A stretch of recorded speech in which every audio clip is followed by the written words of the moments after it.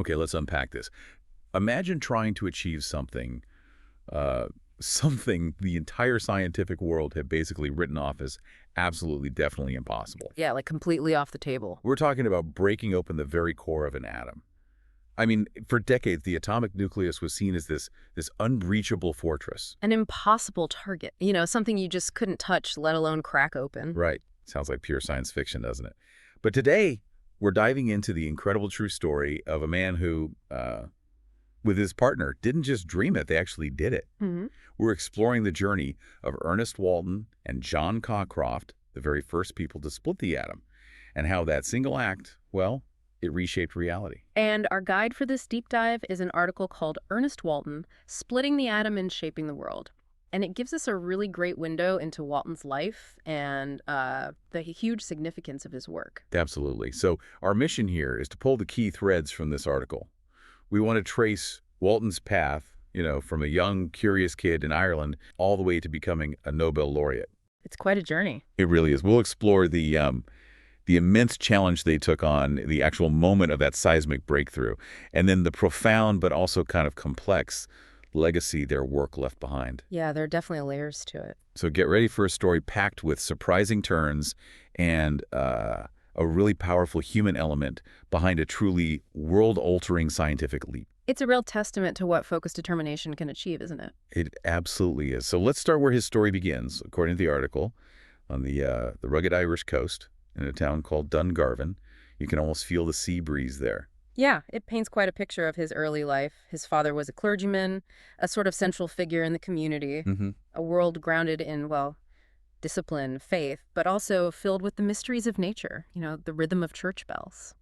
And the article asks this really interesting question. What kind of environment actually nurtures the kind of mind that eventually asks these fundamental questions about the universe? Right. You can sort of picture young Ernest maybe looking out at the waves, wondering about, the invisible forces at play. Yet this quite idyllic picture changed pretty dramatically when he was just 12. This was 1915. He had to leave home for Methodist College in Belfast. 12 years old. Wow. 12. In that era, that must have been a huge adjustment. Leaving family, finding your way in a new city, probably struggling to fit in. The article does mention the loneliness. It does. And how he found his refuge, really, and his true passion in the precision of numbers and the logic of physics and maths. That seems to be where he channeled that early curiosity. That early grounding clearly paid off. He graduated from Methodist College in 1922, and then he headed off to Trinity College, Dublin. Right, where he kept going with physics and mathematics, got his degree in 1926. But, as the article points out, how do you go from being a bright student in Dublin to pushing the absolute boundaries of science on a global stage? Well, that seems to be where his relentless determination kicks in. That drive, that ambition, it pushed him to look for the next big challenge. And it earned him a government scholarship. Which then took him to the absolute epicenter of scientific discovery at the time, Cambridge. Yeah. To work under none other than Ernest Rutherford, who was already this legendary figure in atomic research. And this is where the story gets, well, really intense. I mean, imagine the pressure stepping into Rutherford's lab, surrounded by the sharpest minds in the world. Yeah. You're not just there to learn, you're expected to contribute. You're right. To prove you belong there. And Cambridge was just buzzing at that time. They were all trying to unlock the secrets of the atom, but the nucleus itself, that was the ultimate challenge. Everyone knew it was there, but getting inside seemed impossible. The article really stresses this point. The consensus was firm. Splitting the atom was considered something for, and I quote, madmen and visionaries, not serious scientists. It was the impossible problem. And yet, that's precisely the barrier Walton decided he was going to tackle, head on. He wasn't alone, though. He joined forces with another brilliant physicist, John Cockcroft. Right, Cockcroft. And their goal was just audacious, almost bordering on insane for the time. Build a machine powerful enough to accelerate particles and fire them with enough energy to hopefully penetrate that atomic nucleus. Can you imagine? The article gives us a sense of their workspace. Probably dimly lit, filled with the hum of early electrical gear, maybe smelling of oil and metal. Yeah, just tinkering away. They poured countless hours into this project. I've faced setback after setback. The article highlights that skepticism wasn't just coming from outside the lab. They dealt with constant failures internally. Oh, yeah. Sparks, blown circuits, the article mentions.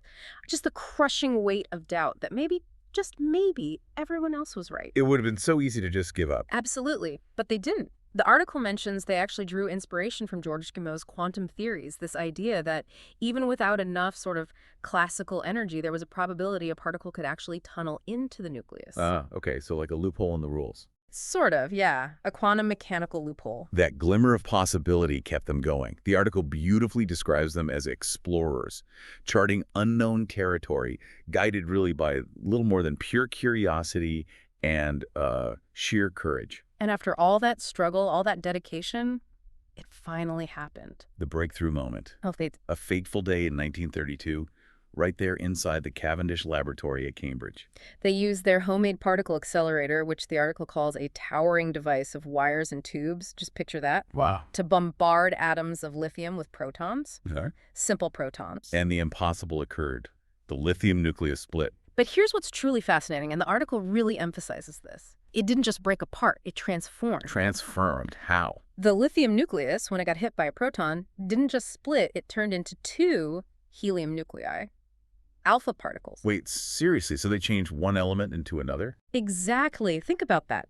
This was the first time in human history that one element had been deliberately transmuted into another. They didn't just split the atom, they performed a kind of controlled alchemy. They unlocked the fundamental nature of matter in a way no one had before. Wow. Imagine the scene in the lab in that exact moment. The article hints at the crackle of energy, the sheer shock of discovery. Oh, definitely. They instantly knew they hadn't just done an experiment. They had kicked open the door to a whole new era for science and really for humanity. They had proven definitively that with enough ingenuity, enough resilience, and the courage to question what's deemed impossible, even the most formidable barriers can be overcome. Yeah. That single experiment just shattered the limits of human capability as everyone understood it back then. And the world was, well, it was never the same after that. Their discovery immediately laid the groundwork for the entire field of nuclear physics. And the applications just cascaded from there, didn't they? The article points to direct links to advances we rely on today, things like the machines used in cancer treatment, radiotherapy. Exactly. And power generation, think nuclear energy, powering cities on a massive scale, Yeah. and even technology used in exploring the universe. Their, well, relatively simple accelerator became the prototype for generations of particle accelerators that followed. But, as the article makes very clear, this profound power came with a heavy shadow, a dark side. The very same science that could heal and create could also obviously destroy. It raised incredibly difficult, urgent questions about the ethical responsibility of scientists and the terrifying potential of atomic weapons. It was a real Pandora's box moment, wasn't it, for the scientific community and the world at large? And the article notes Walton's personal response to all this. He's described as a man of deep faith and principle who genuinely wrestled with these implications. He wasn't just a detached scientist looking at equations. No, he felt the weight of it. And eventually he returned to Ireland, back to his alma mater, Trinity College, Dublin. Where he became, by all accounts, a cherished teacher and mentor. Yeah, the article highlights that his teaching wasn't just about physics formulas. He focused on instilling values, curiosity, sure, but also integrity and humility. He was shaping not just scientists, but, responsible people. The controversies surrounding atomic energy obviously continued. As the article puts it, splitting the atom unleashed both immense hope and profound fear into the world, kind of simultaneously. And Walton remained a pretty consistent voice of caution through all that, urging the world to prioritize using science for good. Despite all the complexities, though, his legacy is just undeniable. That pioneering work on nuclear transmutation alongside Cockcroft earned them the Nobel Prize in Physics in 1951. A huge recognition. His name is permanently etched in scientific history, honored by institutions all over the world. And his story still inspires young minds today, showing them the sheer power of asking bold questions. The article uses this really powerful image to describe Walton's life. A lighthouse keeper in the stormy seas of ignorance, guiding humanity toward new knowledge. That's a great metaphor. And that image really brings us back to the core idea, doesn't it? Every massive discovery, every time humanity pushes past some perceived impossibility, it starts with that simple, maybe audacious question, a what if? What if we dare to question the limits? What if we refuse to accept something is impossible just because everyone says it is? And this raises an important question, one that Walton's story kind of asks you directly, the listener. What is your atomic moment? Think about that for a second. What challenge in your own life right now feels completely insurmountable? What dream feels utterly out of reach, just like splitting the atom felt back in the 1930s? Ernest Walton's journey teaches us pretty unequivocally that the impossible is only impossible until someone proves otherwise. It sounds cliche, but he lived it. It's a powerful invitation, isn't it?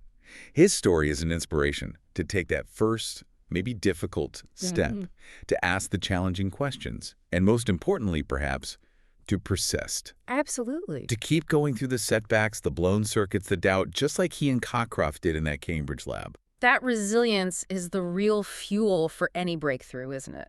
Failure isn't the end, it's just part of the path to discovery. So what does this all mean for you listening? Walton's story is a potent reminder that with enough courage to ask the questions, enough curiosity to explore, and crucially, enough resilience to keep pushing, breaking through seemingly impossible barriers is absolutely within reach. His life isn't just some historical footnote. It's a kind of living template for how you might approach the biggest challenges you face, whether they're big or small. And here's a provocative thought for you to take away and maybe mull over. What impossible challenge are you currently overlooking in your own world? Maybe dismissing it because it just seems too hard or too big. And what could truly happen if you just started asking the what-if questions, even the ones that feel a bit crazy, just like Walton Cockcroft did with the atom? The world, in countless ways, might still be waiting for your spark. Thank you for joining us for this deep dive into the groundbreaking work and the remarkable life of Ernest Walton.